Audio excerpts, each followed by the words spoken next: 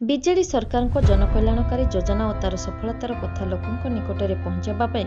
ବୌଦ୍ଧ ଜିଲ୍ଲା କଣ୍ଟାମାଳ ନିର୍ବାଚନ ମଣ୍ଡଳୀର ମନମୁଣ୍ଡାଠାରେ ବିଜୁ ଜନତା ଦଳ ପକ୍ଷରୁ ଏକ ଜନସମ୍ପର୍କ ପଦଯାତ୍ରା ଓ ସାଧାରଣ ସଭା ଅନୁଷ୍ଠିତ ହୋଇଯାଇଛି। କଣ୍ଟାମାଳ ବିଧାୟକ ତଥା ଜିଲ୍ଲା ଯୋଜନା ବୋର୍ଡ ଅଧ୍ୟକ୍ଷ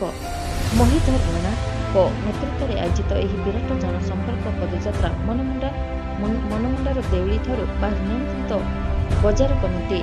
ପ୍ରାଙ୍ଗଣରେ ଆୟୋଜିତ ସାଧାରଣ ସଭାଠାରେ ପହଞ୍ଚିଥିଲା। କଣ୍ଟାମାଳ ବ୍ଲକ ବିଜେଡି ସଭାପତି ପ୍ରେମରାଜ ରଣାଙ୍କ ସଂଯୋଜନାରେ ଅନୁଷ୍ଠିତ ବିରାଟ ସାଧାରଣ ସଭାରେ ଜିଲ୍ଲା ବିଜେଡି ପର୍ଯ୍ୟବେକ୍ଷକ ସଭାଙ୍କର ନିର୍ଣ୍ଣାୟକ କଣ୍ଟାମାଳ ବିଧାୟକ ତଥା ବିଧାନସଭା ପବ୍ଲିକ ଅଣ୍ଡରଟେକିଂ କମିଟି ଅଧ୍ୟକ୍ଷ ମହିଧର ରାଣା, କଣ୍ଟାମାଳ ପଞ୍ଚାୟତ ସମିତି ଅଧ୍ୟକ୍ଷା ଶ୍ରୀମତୀ ସସ୍ମିତା ସେନାପତି, ବୌଦ୍ଧ ଜିଲ୍ଲା ପରିଷଦ ଉପାଧ୍ୟକ୍ଷ ଶଙ୍କର୍ଷଣ ପ୍ରଧାନ, ପଶ୍ଚିମ ଓଡ଼ିଶା ବିକାଶ ପରିଷଦ ସଦସ୍ୟ ସୁବୋଧ ପ୍ରଧାନ, କଣ୍ଟାମାଳ ବ୍ଲକ ଅଧ୍ୟକ୍ଷ ମହେନ୍ଦ୍ର ରାଣା, 1 ନମ୍ବର ଜିଲ୍ଲା ପରିଷଦ ସଭ୍ୟା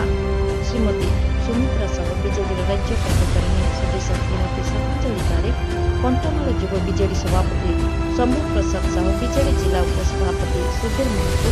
ବରିଷ୍ଠ ନେତା ବାଳମୁକୁନ୍ଦ ମେହେର, ପୂର୍ବତନ ଜିଲ୍ଲା ପରିଷଦ ସଭା ଶ୍ରୀମତୀ ମମତା ପ୍ରଧାନ, ବରିଷ୍ଠ ନେତା ବିପିନ ବିହାରୀ ଭୋଇ,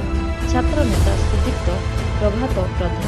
ଆଇନଜୀବୀ ରାଧା ବଲ୍ଲଭ ପ୍ରଧାନ ସମେତ ଅନ୍ୟ ବିଜେଡି ନେତା ଓ କର୍ମୀ ମଞ୍ଚାସୀନ ଥିଲେ। ବିଜେପି ଓ କଂଗ୍ରେସକୁ କଡ଼ା ସମାଲୋଚନା କରିବା ସହ ନବୀନ ସରକାରଙ୍କ ଲୋକାଭିମୁଖୀ ଯୋଜନା ସମ୍ପର୍କରେ ଅତିଥିମାନେ ଜନଶ୍ରଦ୍ଧାକୁ ଉଦ୍ବୋଧନ ଦେଇଥିଲେ। ଏହି କାର୍ଯ୍ୟକ୍ରମରେ ଅଞ୍ଚଳର ଆହୁତ ସଂଖ୍ୟାରେ